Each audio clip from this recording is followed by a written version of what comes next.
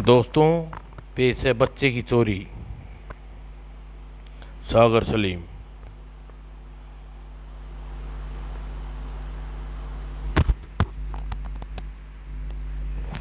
अभय प्रताप सिंह अपने port Blair स्थित अपने छोटे से बंगले में अपनी पत्नी मीना और 1 वर्षीय बेटे संटी के साथ खुशहाल जीवन बिता रहा था। वह मैकेनिकल इंजीनियर पर था और आज ही फर्म के बुलावे पर वह पार्टलैंड जा रहा था। उसकी पत्नी और बेटे, उसका भाई अजय प्रताप भी उसे विदा करने बंदरगाह पे आया हुआ था। यह शिप पार्टलैंड कितने दिन में पहुंच जाएगा? वह 3 दिन में। पार्टलैंड पहुंचने पर अपनी खैरियत का तार देना भैया, वरना हम लोगों को तुम्हारी चिंता रहेगी। तार क्या, वहाँ पहुँचते ही फ़ोन करूँगा। और अबे ने मीना की गोद से सांटी को लेकर प्यार किया। मैं वहाँ तेरे लिए बहुत सारे खिलौने लाऊंगा पापा। सबसे विदा लेकर अबे शिप पर सवार हुआ और कुछ ही देर में शिप रवाना हो गया। चलिए भाभी, आपको घर छोड़ाऊँ, चलो। कुछ देर बाद। अंदर नहीं आओगे? कल आऊँगा भाभी, आज दफ्तर के लिए देर हो रही है। अजय प्रताप एक कंपनी में परचेज अफसर था और कंपनी के द्वारा दिए गए मकान में रहता था। चौथे दिन मीना के अपने पति का फ़ोन का इंतजार करना शुरू कर दिया। आज उनका फ़ोन आ जाना चाहिए था, लेकिन अब फ़ोन नहीं आया। पूरी तरह से 2 दिन गुजर गए। छठे दिन टेलीग्राम शायद पार्टलैंड से आया है, अब का होगा। यहाँ तक सर कीजिए। टेलीग्राम लेकर भीतर आई। संटी, देखो तेरे पापा का टेलीग्राम आया है। टेलीग्राम पढ़ने पर उसे माने बिजली गिर गई। बड़े दुख के साथ सूचना दी जाती है, मिस्टर अभय प्रताप को एक कार एक्सीडेंट में मौत हो गई है। एक पहाड़ी रास्ते से गुजरते समय कार इलाके में बेकाबू हो कर बाहर हो गई और पहाड़ी नाले में जा गिरी। नाले में पानी के तेज बहाव के कारण उसकी लाश नहीं मिल सकी। अगले ही पल नहीं नहीं मम्मी और मीना के लिए यह बुरी आघात था। धीरे धीरे वह नॉर्मल हो गई और पूरा ध्यान संटी को परिवेश में लगा दिया। अब मुझे तेरे लिए माँ और बाप दोनों का रोल अदा करना होगा। मैं बहुत दिनों तुझे बहुत बड़ा आदमी बनाऊंगी मम्मी। एक दोपहर संटी के साथ लेकर शॉपिंग के लिए निकली। Mummy car? हाँ बेटे। और जनरल स्टोर पर दरवाजे पर लगाकर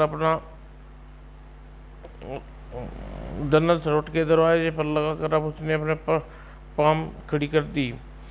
संटी, तुम्हारा दूध का डब्बा लेकर आती हूँ, तुम यहीं रोना नहीं। और संटी को पाम में छोड़कर वह स्टोर में प्रविष्ट हो गई। एक दूध का डब्बा दे दिए। उसने एक आध चीज़ और खरीदी और 7-8 मिनट बाद वह स्टोर से बाहर निकली आई। मैं आ गई संटी। अरे मेरा बच्चा कहाँ गया? उसकी नज़र कागज़ पर पड़ी तो उसने कागज़ उठा लिया। अगर तुम्हें अपने बच्चा को जिंदा चाहती हो तो चुपचाप घर चली जाओ और हमारे अगले आदेश की प्रतीक्षा करो। पुलिस से संपर्क किया तो बच्चे की लाश मिलेगी। मीना बुरी तरह डर गई और खाली प्राम को धकेलती हुई मरे मरे कदमों से वापस चल दी। जब तक मेरा बच्चा नहीं मिल जाएगा मैं किसी से कुछ नहीं कहूँगी। घर आकर वह संदेश लेने के लिए इंतज़ार करने लगी। कहाँ गया संटी? कौन ले गया उसे? और शाम तक वह संदेश नहीं मिला तो वह पुलिस स्टेशन को फ़ोन कर देने के विषय में सोचने लगी। तभी उसने फ़ोन उठाया और बेताज शब्दों में बोली, मैं संटी की माँ बोल रही हूँ। हम जानते हैं तुम कल तक इंतज़ार करना होगा। पुलिस में जाने की बेवकूफ़ हरगिज़ ना करना। नहीं जाऊंगी, लेकिन मेरा संटी, अगर उसकी बात सुनो मगर उसकी बात सुने बिना ही दूसरी तरफ से फ़ोन रख दिया गया। कुछ सोचकर उसने अपने देवर अजय प्रताप का नंबर मिलाया और भर्राई शहर में बोली, अजय भैया तुम फ़ौरन यहाँ आओ। सब ठीक तो है ना भाभी? जवाब में मीना ने रोना शुरू कर दिया। कुछ देर बाद अजय वहाँ पहुँचा। सारी बात जानकर चिंतित हो उठा। हमें फ़ौरन पुलिस को खबर करनी चाहिए। नहीं भैया, तुम्हारे हाथ जोड़ती हूँ, तुम पुलिस को खबर न करना, वरना मेरे पीछे संटी को मार डालेंगे। तो फिर क्या करें? मेरी कुछ समझ में नहीं आ रहा। वह कल फिर फ़ोन करेगा। वह शायद रुपये चाहता है। मैं अपनी सारा जेवर बेच दूंगी, बंगला बेच दूंगी, अपने संटी के लिए कुछ भी कर सकती हूँ। मैं जानता हूँ भाभी, तुम संटी के लिए कुछ भी कर सकती हो, लेकिन कानून भी कोई चीज़ होती है। हमें पुलिस को खबर कर देनी चाहिए। कल तक ज़रूर रुक जाओ भैया। अगर उसने ऐसी मांग की जिसे पूरा ना कर सकूँ तो पुलिस को ज़रूर फ़ोन कर देना ज़रूरी नहीं होगा। अगले दिन सुबह अपहरणकर्ता का फ़ोन आया। मिस्टर मीना। हाँ जी, हाँ बोल रही हूँ, आप वही है ना? जी हाँ, तुम्हें एक दिन का इंतज़ार करना होगा, तभी हम तुम्हारी निगरानी कर रहे हैं। संतुष्ट हो जाने पर हम तुम्हें खुल कर बात करेंगे। फिलहाल तुम्हारा बच्चा खैरियत से है, लेकिन मगर दूसरी तरफ से फ़ोन रखा जा चुका था। इधर आज अपने दफ्तर में परेशान बैठा था, समझ में नहीं आता क्या किया जाए। आखिर अपहरणकर्ता चाहता क्या है? और तभी hello hello hello Ajay. Oh Sagar, what a surprise. Sagar Ajay के गहरे दोस्त थे। तुम पब्लिक पोर्ट विले से कब आए? कल शाम। सलीम और रीना भी साथ आए हैं। हम लोग 10 दिन तक तफरी का प्रोग्राम बनाकर निकले हैं। बहुत अच्छे मौके पर आए दोस्त। मुझे इस वक्त बड़ी मुसीबत में हूँ। क्या बात है, बता। यहाँ नहीं, तुम्हारे होटल चलते हैं। सलीम और रीना से भी मुलाकात हो जाएगी, वहीं बात करेंगे। ठीक है, चलो। और सलीम और रीना भी अजय से परिचित थे। औपचारिक बातों के बाद अजय ने संटी के अपहरण के विषय में बताया। यह बात अजीब है, अपहरणकर्ताओं ने अभी तक कोई मांग नहीं रखी, इसलिए तो परेशान है। परेशान होने की ज़रूरत नहीं है। तुम्हें मुझे मीना भाभी के पास ले चलो, मैं उसे समझाता हूँ। सागर अकेला ही अजय के साथ मीना से मिलने पहुंचा, और मीना ने उसे अच्छी तरह जानती थी। नहीं सागर भैया, संटी के मामले में रिस्क नहीं ले सकती। यह मामला पुलिस में नहीं जाएगा। मैं पुलिस में ले जाने की कब कह रहा हूँ? मैं अपने ढंग से मदद करना चाहता हूँ। यह मेरी सरकारी हैसियत मेरी सरकारी हैसियत कुछ ये लोग परिचित हैं, इसलिए आपकी मदद कर सकता हूँ। वैसे एक बात आप में अच्छी तरह समझ लीजिए, इस प्रकार अपहरण करता हूँ अपने वादे के पक्के होते हैं। हो सकता है आपको रकम वसूलने के बाद वह संटी को न लौटाएं। ऐसा ना कहिए भैया, अगर संटी को कुछ हो गया तो मैं जीवित नहीं रहूँगी। अभय के बाद उसी के सारे जी रही हूँ। मैं आपका यह सारा टूटने नहीं दूंगा। आप मुझे यकीन कीजिए। और जैसे ही उस अपहरणकर्ता को कोई डिमांड आए, मुझे फ़ोन पर सूचना दीजिए। अगले दिन सुबह अपहरणकर्ता का फ़ोन आ गया। मिसिज मीना, आपका बच्चा वापस लौटाने के लिए आपको 10,000 रुपये देने होंगे। नोट 100 के होने चाहिए। मुझे मंजूर है। तो रकम को एक अखबार में लपेट कर पैकेट बना लो और शाम 7 बजे मेट्रो सिनेमा के पास मिलना। मैं पहुंच जाऊंगी। वहाँ मेरा बच्चा मिल जाएगा ना? बच्चा नहीं, वहाँ तुम्हें आगे का क्या करना है इसका निर्देश मिलेगा। रकम जब हमारे हाथ पहुंच जाएगी तो तब बच्चा मिल जाएगा। हाँ। दूसरी ओर से फ़ोन बंद हो गया। तुरंत ही मीना ने अजय द्वारा सागर को फ़ोन सूचना भिजवा दी, और सागर अजय के साथ आ पहुंचा। हैरानी की बात है कि उसने सिर्फ 10,000 की मांगे, और मुझे हैरानी है कि मेरा विचार था कि वह 2-3 लाख मांगेगा। मुझे भी ऐसा ही लगता है। तो फिर अब क्या करें? मुझे लगता है अभी सावधानी बरत रहा है। वह बच्चा वापस नहीं करेगा, और शायद रकम लेने के लिए वह किसी किराए के आदमी को भेजेगा, ताकि देख सके कि पुलिस हमला तो नहीं करेगी थी। और जब यकीन हो जाएगा कि आपने पुलिस मदद नहीं ली तो वह फिर शायद रकम की मांग करेगा। मेरा विचार है अभी उसे रकम ले जाने दो। मैं दूर रहकर पता लगाने की कोशिश करूंगा कि रकम लेने कौन आता है। और शाम ठीक है 6 बजे मीना घर से बाहर निकली। सागर भैया कह रहे थे कि वह मेरी निगरानी करेंगे। कहीं दिखाई तो नहीं दे रहे। वह कुछ ही दूर पर एक टैक्सी के निकट जाकर रुकी। टैक्सी ड्राइवर वास्तव में सलीम था। कहाँ जा रही हो madam? Metro cinema. Meena Meena Salim की परिचित नहीं थी। वह टैक्सी में बैठ गई। पीछा तो नहीं हो रहा, इसका मतलब वह सिनेमा पर इंतज़ार कर रहा होगा। सागर पहले ही मेट्रो सिनेमा पहुंच चुका था। इस समय यहाँ एक अधेड़ प्रोफेसर के मेकअप में था।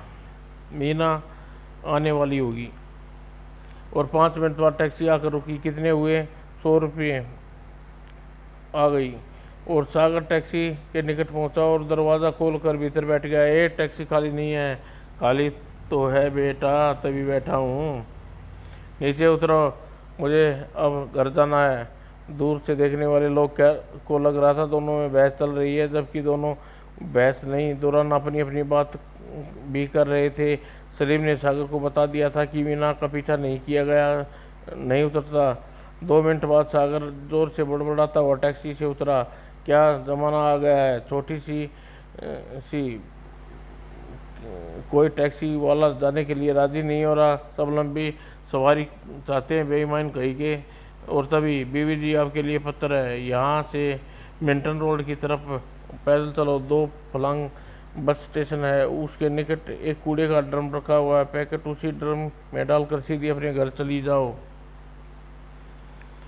और वह कागज़ मीना ने उसकी गोल सी बनाकर उछाल दिया और आगे बढ़ गई। सागर ने उसे कागज़ को फेंकते देखा। वह कागज़ मीना का कोई संदेश मिला और अब उसके सामने कागज़ उठाने की समस्या थी, लेकिन तुरंत ही उसे एक युक्ति सूझी और उसके मुंह में चिंगम थी। उसने एक स्टक ओट में जाने से चिंगम मुंह से निकाली और छड़ी के निचले भाग पर चिपका दी। फिर वह और बड़ा और कागज़ की गड्डी पड़ी थी। छड़ी की नोक उस कागज़ की गोली पर रखकर गोली को चिंगम से चिपक गई। वह बिना रुके ही घूमकर स्टॉल की ओर बढ़ गया।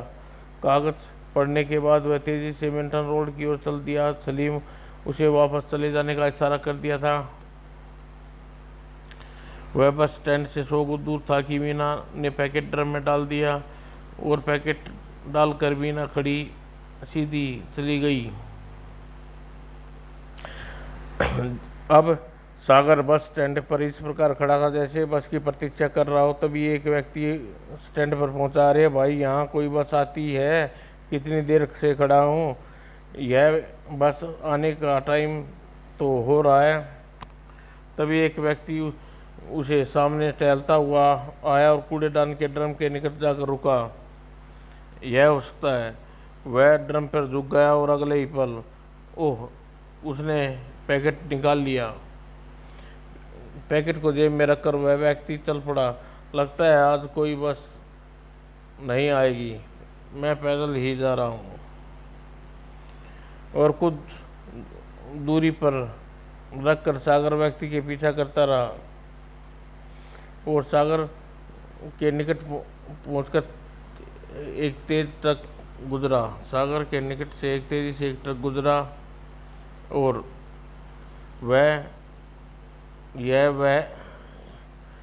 यह सब कुछ इतनी जल्दी हुआ कि सागर कुछ क्षण के लिए जलता खड़ा रह गया। वह ट्रक उस व्यक्ति को कुचल कर तेजी से गुजरता चला गया।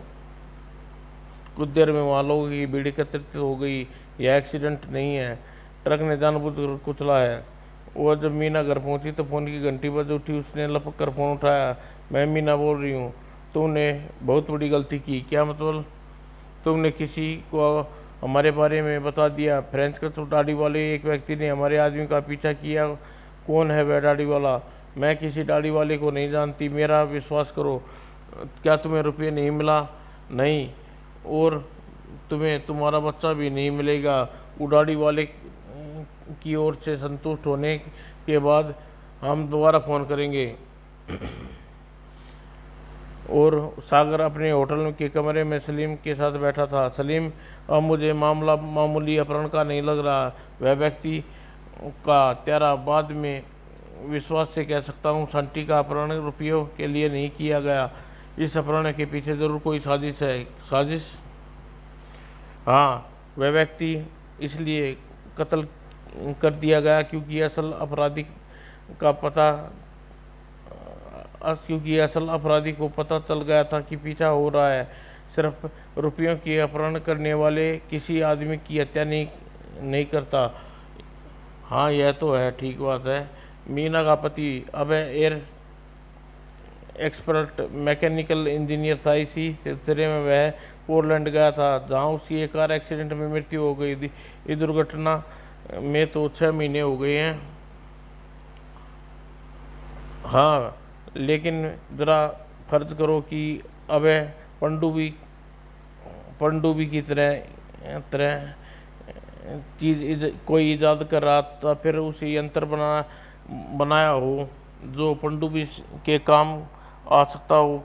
कुछ लोग उस ईजाद संबंध कागज चाहते हो, वह क्या करेंगे? मैं आपकी बात समझ गया। मैं आप कहना चाहते हो कि अब किसी ईजाद कागजात को मीना भाभी के पास है और अपहरणकर्ता उसे हासिल करना चाहते हैं। हाँ, लेकिन संटी के अपहरण करने वाले अपहरणकर्ताओं ने हमारे तफ्तीश के रास्ते बंद कर दिए हैं। बच्चे के कारण मीना भाभी से हमारी पुलिस से खुलकर सहयोग नहीं करेगी। अब सरसरी तौर पर यह केस अपने हाथ में क्यों नहीं ले लेते? कुछ देर बाद सागर सुधा से मिलने पहुंचा। सागर भाई, क्या आपने किसी दाढ़ी वाले आदमी के पीछे लगाया था जो रुपये लेने आया था? आपको किसने बताया? अभी नहीं, पहले देखना होगा कि अपहरणकर्ताओं ने मीना से क्या बात हुई है। इसका मतलब यह है कि हमारी तशरीफ का प्रोग्राम अब ख़त्म हो गया। आप उसी के फ़ोन आया था, आपके कारण वह मुझसे नाराज़ हो गया। आप तो कहते थे कि उसे पता नहीं चलेगा।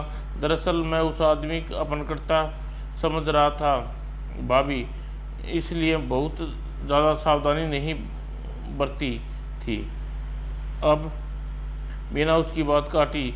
अब कुछ नहीं सागर भाई, अब मैं नहीं चाहती कि मेरे संटी आपकी जासूसी की भेंट चढ़ जाए।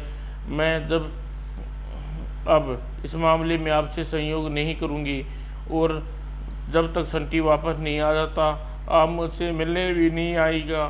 सागर ने उसे काफ़ी समझाने की कोशिश की, मगर मीना नहीं राजी हुई।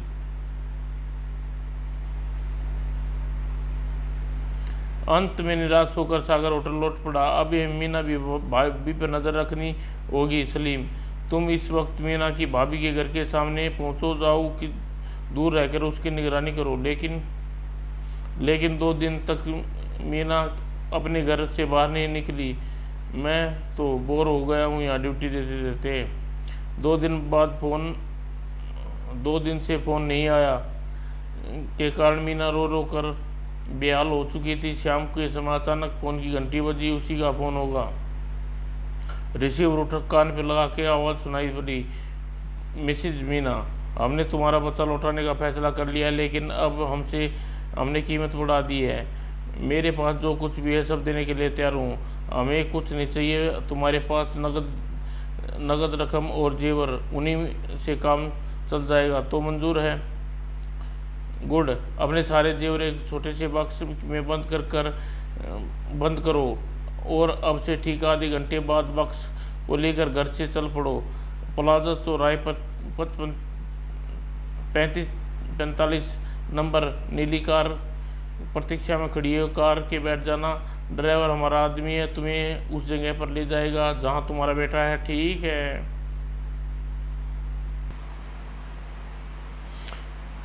सागर होटल के कमरे में ही था कि तभी अजय का फ़ोन आया। हेलो अजय, क्या बात है? मैं अभी भाभी से मिलने गया था कि वह अपने जेवरों के बॉक्स लेकर कहीं जाने की तैयारी कर रही थी। मेरे पूछने पर उसने सिर्फ इतना बताया कि अपहरणकर्ताओं ने उसे जेवरों की मांग की है जो वह पूरी करने जा रही है। इसके अलावा उसने मुझसे कुछ बताने से इनकार कर दिया। मुझे बहुत चिंता हो रही है, कहीं किसी मुसीबत में ना फंस जाए। घबराओ नहीं अजय, सागर मीना भाभी के बारे जेवर लेकर संटी को चुराने गई है। क्या मतलब? घबराओ नहीं अजय, मैंने मीना की सुरक्षा का पूरा प्रबंध कर रखा है। तुम थोड़ी देर बाद मुझे फ़ोन करना। अच्छा। पलाश के जाके चौराहे पर पहुंचकर मीना ने इधर उधर देखा। वह रही नीली कार। मीना घर से बाहर आते ही सलीम अपना उसका पीछा शुरू कर दिया। चलो अच्छा हुआ पैदल जा रही है। वह कार के निकट पहुंची। आपका नाम मीना है? जी हाँ। तो बैठिए। मीना पिछली सीट पर बैठती ही कार रवाना हो गई। ओह, वह तो कार में जा बैठी और तुरंत ही एक टैक्सी सवार हो गया। उस नीले कार का पीछा करो। टैक्सी कुछ दूर कार के पीछे चलती रही। अचानक उसमें इंजन में कुछ गड़बड़ी हुई। क्या हुआ? ड्राइवर सड़क पर टैक्सी रोक दी। इंजन बंद हो गया साहब। तो मैं दूसरी टैक्सी कर लेता हूँ। लेकिन दूसरी टैक्सी मिलती नीली कार बहुत दूर जा चुकी थी। बहुत बुरा हुआ, अब तलाश करना मुश्किल है। कार लगभग आधे घंटे तक विभिन्न सड़कों पर घूमती रही। तुम मुझे कहाँ ले जा रहे हो भैया? फिलहाल तो मैं देख रहा हूँ कि कोई हमारा पीछा तो नहीं कर रहा। संतुष्ट हो जाने के बाद ड्राइवर ने गाड़ी को एक 5 सितारा होटल के तरफ मोड़ दिया। मुझे निर्देश दिया गया है कि मैं आपको होटल क्वीन में पहुंचा देता हूं, जहां कमरा नंबर 216 में एक साहब आपकी प्रतीक्षा कर रहे हैं। होटल में? गाड़ी होटल के सामने जाकर रुकी। आप भीतर चली जाइए, किसी से कुछ पूछने की ज़रूरत नहीं है। लिफ्ट द्वारा सीधी दूसरी मंजिल पर जाइए, वहीं रूम नंबर 216 है। अच्छा। मीना कार से उतरी, होटल में पहुंची और सीधी लिफ्ट में और बढ़ गई। कमरा में शायद मेरा संटी होगा। और 216 के दरवाजे पहुँच के दस्तक दी। प्लीज़ कम इन। और वह दरवाज़ा खोल कर भीतर प्रविष्ट हुई। आइए मीना जी, आप जेवर ले आई? हाँ। मेरा संटी कहाँ है? आपका संटी बिल्कुल ठीक है और सही वक्त पर आने पर आपके पास मिल जाएगा। मगर यह वक्त सही कब आएगा? और मुझे अपने जेवर भी ले आई हूँ। जेवर आप मुझे दे दीजिए और बच्चा आपको यहाँ नहीं मिलेगा, क्योंकि वह यहाँ नहीं है। हम उसे देश के बाहर भेज चुके हैं। देश के बाहर कहाँ? तुमने मेरे बच्चे को? तुम्हारा बच्चा पोलैंड में है और आश्चर्यजनक प्रश्न करते हुए समय नष्ट करने की ज़रूरत नहीं है। सीधी बात यह है कि अगर तुम्हें अपना बच्चा वापस पाना चाहती हो तो उसे लेने के लिए तुम्हें पोलैंड जाना होगा। बोलो, जा सकती हो? अपने बच्चे के लिए कहीं भी जा सकती हूँ। गुड। 3 दिन बाद शिप पोलैंड जा रहा है। उसमें अपने लिए कैबिन रिजर्व करा लो और पोलैंड पहुंचकर सीधी होटल कबाना चली जाना। वहाँ तुम्हारे लिए पहले से एक कमरा बुक होगा। आगे क्या करना है तुम्हें वहीं बताया जाएगा, लेकिन तुम यहाँ किसी से नहीं बताओगी तुम कहाँ जा रही हो। लेकिन मेरा देवर पूछेगा तो मैं क्या जवाब दूंगी? उस व्यक्ति ने मीना को पोलैंड में स्थित कबाना होटल का एक कार्ड दिया, जहाँ मीना को जाकर ठहरना था। यह सोचना तुम्हारा काम है, उसे किसी तरह टाल देना। मीना उसके निर्देशों पर अमल करने का वादा करके चली गई और सलीम मीना का पीछा नहीं कर सका था। इससे सागर काफ़ी परेशान था। यह बहुत बुरा हुआ सलीम, पता नहीं मीना कहाँ गई होगी। बहुत शर्मिंदा हूँ यार, अपनी ड्यूटी ठीक से नहीं दे सका। टैक्सी खराब हो गई तो इसमें मेरा तुम्हारा क्या दोष? भाभी वापस आ गई है सागर के, अब थैंक्स गॉड।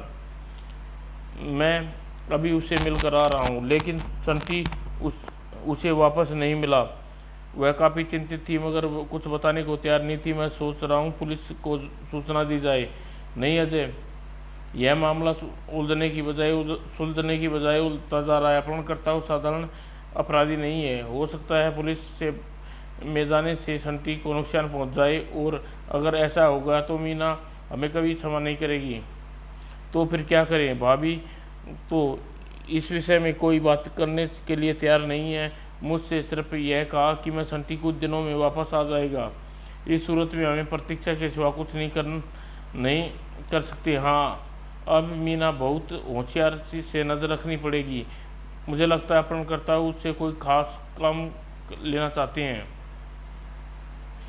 और सलीम एक बार फिर मीना की निगरानी पर लगा दिया। दूसरे दिन मीना घर से निकली और सलीम उसका पीछा किया। इस बार उससे नज़रों से दूर नहीं होने दूंगा। और मीना अपने घर से सीधी शॉपिंग ऑफिस में पहुंची शिपिंग ऑफिस में पहुंची। यह शिपिंग ऑफिस में क्या करने आई है? क्या कहीं बाहर जाने का इरादा रखती है? शाम को सलीम फ़ोन पर सागर को रिपोर्ट दी। मीना शिपिंग ऑफिस में गई थी। उसे परसों सुबह पोलैंड जाने के जहाज में जलदूत में एक कैबिन रिजर्व कराया है और पोलैंड जा रही है। यह मामला गर्म होता जा रहा है। सलीम, लगता है मेरी थ्योरी सही होने जा रही है। तुम वापस आ जाओ। उसकी निगरानी करने की कोई ज़रूरत नहीं है। ओके। फ़ोन रखकर सागर रीना से कहा, रीना ज़रा अपने डिपार्टमेंट के लोकल ब्रांच तक जा रहा हूँ। इस मामले का अब मुझे सरकारी हैसियत से इस्तेमाल करना होगा। क्या तुम तैयार रहना? तुम्हें एक महत्वपूर्ण काम लेना है। मैं हमेशा तैयार रहती हूँ। और जहाज़ जलदूत में सुबह 9 बजे रवाना होने पर मीना 7:30 बजे ही जहाज़ पर पहुँच गई। मैं अजय को बताकर नहीं आई। मुझे घर पर न पाकर चिंतित होगा। अगर मुझे उसकी अधिक चिंता अपनी संटी की फिक्र है।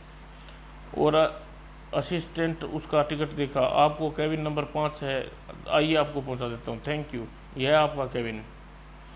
और कैबिन के भीतर आकर मीना ने दरवाज़ा बंद कर दिया। थैंक गॉड, किसी को पता नहीं चल सका कि मैं यहाँ आई हूँ। मैंने उन लोगों की सारी शक्ति पूरी कर ली। अब मेरा बच्चा मुझे मिल जाए। और 8 बजे सागर अकेला शिप पर पहुंचा। उस वक्त मेकअप में था। अब असली ड्रामा शुरू होगा। सलीम और रीना पहुंचते ही होंगे। और 15 बाद एक मुसलमान जोड़ा शिप पर पहुंचा। अपने लिए 7 नंबर कैबिन रिजर्व था और मीना के कैबिन के बिल्कुल सामने भीतर पहुंचकर हमें होशियारी से काम लेना होगा। चिंता न करो, उसे संभाल लूँगी। और कुछ ही देर बाद अपने कैबिन से निकलकर मीना के कैबिन में दस्तक दी और मीना ने दरवाज़ा खोला। कौन आप लोग? हमारे पास तुम्हारे लिए एक संदेह है मीना बहन, हमें अंदर आने दो। क्या संदेह है? और मीना ने समझा कि अपहरणकर्ताओं को कोई संदेह भेजा होगा। उसने भीतर आने बुला लिया। अरे नहीं, दोनों वास्तव में रीना और सलीम थे। सागर रीना को मेकअप करने उसे मीना जैसा बना दिया था। कौन हो तुम? तुम्हारी शुभचिंतक। और सलीम अब पीछे पहुंच चुका था और उस जेब से क्लोरम पर रुमाल निकाला और मीना की नाक पर रख दिया। कुछ क्षण बाद मीना बेहोश होकर उसके हाथों में झूल गई। जल्दी करो मीना, अब तुम यह बुर्का पहना दो और इसी के सामान की तलाश लेता हूँ। ओके। और मीना ने पर्स की तलाशी लेने थी। उसे होटल कबाना रिजर्व का कार्ड मिला और मीना का बुर्का पहन चुकी थी। यह कार्ड पोलैंड के होटल कबाना का है। मेरा ख्याल है कि मीना वहाँ पहुँचकर इस होटल में ठहरना है। अगर तुम्हें बंदरगाह पर कोई लेने आए तो तुम सीधा होटल कबाना चली जाना, ठीक है? और फिर सलीम बाहर जाकर इधर उधर देखा। रास्ता साफ पाकर बेहोश मीना को उठाया और कैबिन से बाहर निकल गया। Wish you all the best, thank you. और अपने कैबिन में पहुँचकर उसने मीना को बिस्तर पर लिटा दिया और अपना मुंह लिटा दिया। फिर उसका मुंह नकाब से ढकने के बाद घंटी बजाकर असिस्टेंट को बुलाया। मेरी पत्नी अचानक तबीयत खराब हो गई है, हम सफ़र नहीं करेंगे। तुम स्ट्रेचर मंगा कर इन्हें शिप से बाहर पहुंचवा दो। ठीक है सर। और तुरंत ही स्ट्रेचर आ गया। कुछ क्षण बाद मीना को होश आया तो खुद को अपने अजय देवर के फ्लैट पर पाया। अजय, यहाँ कैसे आ गई? यहाँ तुमने सागर ने भिजवाया भाभी।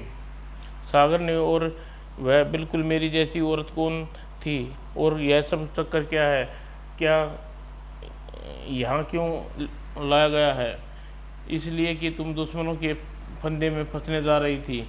नहीं, मैं तो अपने संटी को लेने जा रही थी। तुम लोगों ने मुझे यहाँ लाकर अच्छा नहीं किया। सागर ने जो किया है सोच समझ कर किया है। अपनी सेक्रेटरी रीना के साथ संटी को को लेने गया है, देखना बहुत जल्दी सन्टी तुम्हारे पास पहुंच जाएगा। और कुछ कहने की बजाय मीना लौट कर रोने लगी लेट कर रोने लगी। उधर जहाज यमदूत लंबा सफ़र तय करने के बाद पोर्टलैंड पहुंचा चुका था। उसे उतरकर काफ़ी देर तक रीना प्रतीक्षा में खड़ी रही, शायद कोई लेने आए। आधा घंटा हो गया इंतज़ार करती है, अब होटल में चलती हूँ।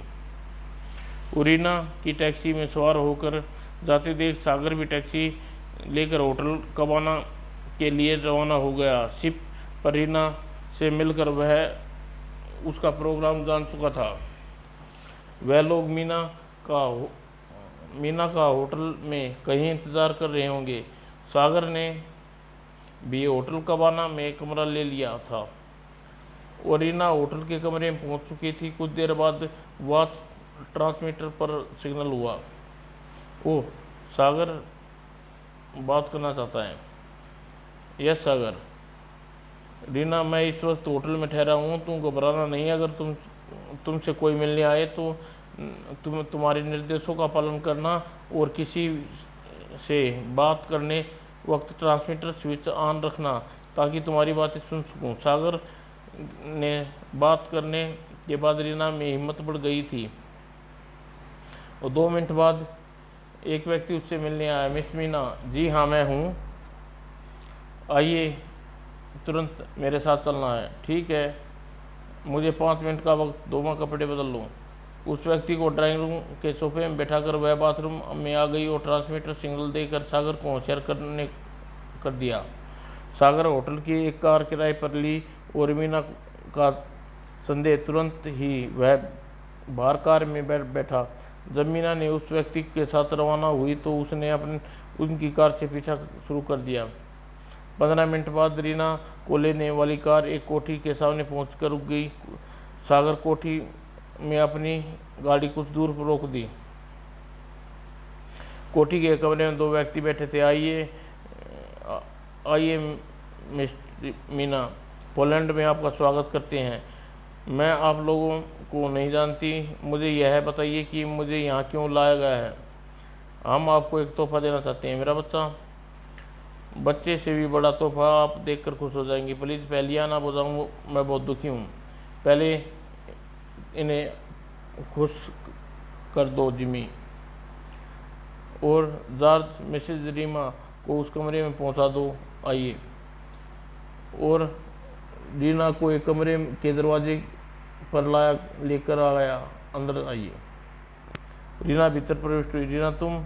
मम्मी, ओ माय गॉड, यह तो रीना का पति है, मगर यह तो मर चुका था। और इससे पहले ही अब आगे बढ़कर उसे गले लगाता रीना लपक कर बच्चे की गोद में उठा लिया। तुम जिंदा हो अब? हाँ मीना, अगर तुम्हें यहाँ नहीं आना चाहिए था। आखिर तुम इन लोगों के जाल में फंस कैसे गई? मुझे पूरी बात बताओ। मैं पोलैंड फर्म के बुलावे पर आया था। यहाँ के मालिकों ने मुझे यहाँ पहुँचते ही मेरा अपहरण कर लिया था और मेरी मौत की झूठी खबर फैला दी। दरअसल वे लोग मुझसे एक ऐसी पनडुब्बी बनवाना चाहते थे जिसका मॉडल मैंने बरसों की मेहनत के बाद तैयार किया था। वह पनडुब्बी मैं अपने देश भारत के लिए बनाना चाहता था।